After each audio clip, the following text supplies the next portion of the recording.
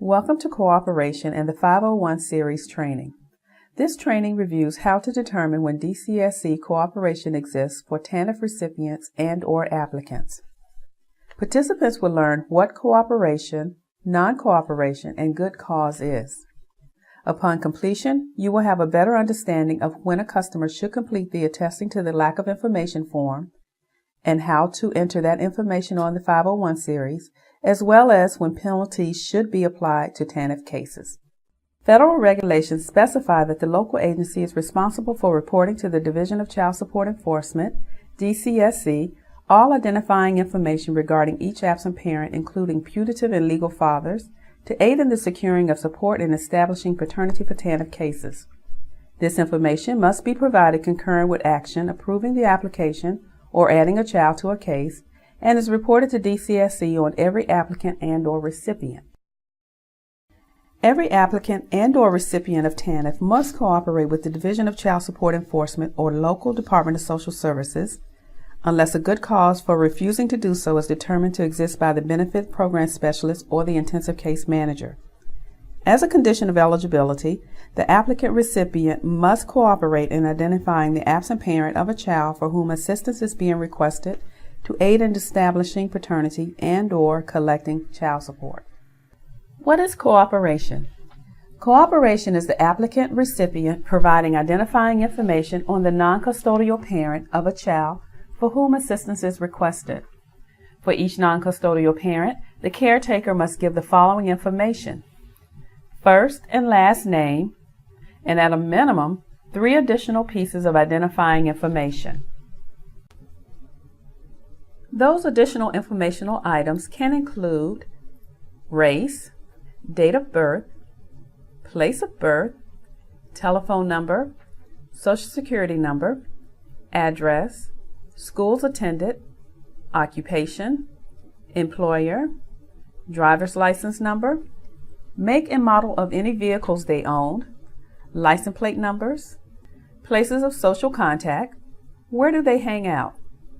You can also include bank and credit unions, name, address, or telephone numbers of parents, siblings, relatives, or friends, and any other information likely to assist in establishing paternity. Remember, you do not want to advise the customer that they only need to provide you with 3 pieces of identifying information. As workers, you want to secure as much information as possible about the non-custodial parent. During your initial application or add-a-person application interview, you should explain the advantages of cooperating to further encourage the applicant recipient to provide you with as much information as possible about the absent parent so that the 501 can be completed. Some of the advantages to cooperating include the customer can receive child support once their TANF case closes. The customer has the potential to receive Social Security benefits if the absent parent dies or becomes disabled. And the customer can receive their TANF benefits and a $100 disregard check monthly. Although there are other instances of non-cooperation, for the purpose of this training, we will look at non-cooperation as an individual's failure to cooperate with the local Department of Social Services by providing the first and last name and at a minimum 3 pieces of identifying information on the absent parent without providing good cause. Good cause exists when the information supplied by the customer provides clear and convincing evidence for not cooperating. If an applicant or recipient believes that cooperation would be harmful to the child or herself, she may claim good cause for not cooperating. The customer must provide evidence to support the claim to be excused from cooperating. If the customer is unable to obtain the information, you, the worker, must make reasonable effort to obtain the verification for them. If the claim is substantiated, no attempt will be made to establish paternity or collect support. You, the worker, must review evidence used in making the determination of good cause at least as frequently as each renewal to determine whether good cause for not cooperating continues to exist. If good cause no longer exists, you must notify the customer of this determination using the notice of action. You must also advise the customer of the cooperation requirement. Any information obtained at this point is to be entered on the 501. If good cause no longer exists and the customer chooses not to cooperate, they must be given the opportunity to request termination of their benefits. Remember, good cause should always be documented in the comment box on the AEMCAG, your Maintenance, Care, and Guidance screen. When the customer cannot provide the name of the non-custodial parent and at least the 3 pieces of identifying information, she must be given the opportunity to sign the attesting to the lack of information form. Before having the customer sign the ATL, workers should pursue getting as much information as possible about the absent parent. Signing this form informs the customer that any information she withholds, or if she gives false information, she may be prosecuted for perjury, larceny, or welfare fraud.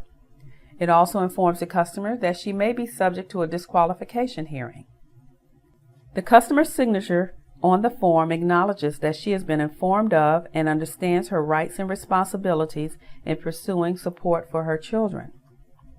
Once the form is signed, she is considered cooperating, and the customer cannot be held liable for non-cooperation. The attesting to the lack of information form should be taken at initial application, when a customer elects to add a child to an existing case, also at each renewal. If the customer was previously unable to provide 3 pieces of identifying information of the non-custodial parent, the worker should ask the customer if they can provide additional information on the non-custodial parent. If the customer continues to be unable to provide their name and at least the 3 pieces of identifying information on a non-custodial parent, you will have the customer complete a new ATL form on that non-custodial parent. Another instance when the ATL form should be taken is when you receive a referral from DCSE on an ongoing case when the customer has never had the opportunity to sign the form. If the applicant refuses to sign the ATL form and they are still unable to give the name and the 3 pieces of identifying information, they are considered not cooperating, and the non-cooperation penalty must be imposed. When the customer completes and signs the ATL, a code 75 must be entered in the good cause field on the absent deprivation paternity absent parent data screen 1, your AEDEP 1 screen in ADAPT. Let's look at some of those screens. When you enter the absent code AB on the AEDEM 3 screen under parental status, ADAPT will automatically call up the 501 series. The first screen to display of our 501 series will be the absent deprivation paternity absent parent create update screen. Because you do not have a name to enter here, you will tab down to the transmit bar and enter. The next screen to display will be your 501 absent parent data screen 1. Again, since you do not have a name to enter, you want to enter unknown beside the last name and tab down to the good cause field and enter 75. By entering 75, you're indicating that the customer could not identify the father and that they have signed a perjury statement, that statement being the ATL form. Once you complete entry to this screen, you will want to enter through the remainder of the 501 series. Be mindful that some of the fields on other screens require information be entered. If you do not have the information to enter on those screens, you want to enter U for unknown. When you get to the common values for each child screen, your AEDEP 6 screen, you want to ensure that you indicate Y beside the child's name for whom the applicant has signed the ATL form. Once you've completed the 501 series, you want to ensure the AEMCAG, the Maintenance, Care, and Guidance screen, displays with the 75 in the good cause field as entered in the 501 series. You also want to ensure that it is displayed properly under the correct named child. If the customer refuses to cooperate, the initial penalty is reduce the grant by the amount of the caretaker's needs or by 25%, whichever is greater, effective the month following noncompliance or as soon as administratively possible. A penalty will be imposed against the grant for the first 6 months. The non-cooperating individual will remain ineligible, and any penalty reduction must continue until he or she has cooperated or the information not previously provided has been obtained from another source, or all children for whom the individual did not cooperate have left the home. After 6 months of receipt of TANF benefits, if the recipient has not begun to cooperate and paternity has not been established, ADAPT will close the entire case. Remember, if non-cooperation occurred after approval, the 6 months are still counted from the date of entitlement. The exception to this is when a child is added to the grant after case approval. The 6-month period begins with the first month of receipt of assistance for that child. Remember, all of the information you gather in relation to DCSE, cooperation, non-cooperation, the ATL, or good cause should be thoroughly documented in ADAPT as well as in your case file. For TANF, cooperation is a condition of eligibility, and the customer must provide you with at least the first and last name and at a minimum 3 pieces of identifying information to complete the 501. This aids DCSE in establishing paternity and/or collecting support. Thank you for completing cooperation and the 501 series.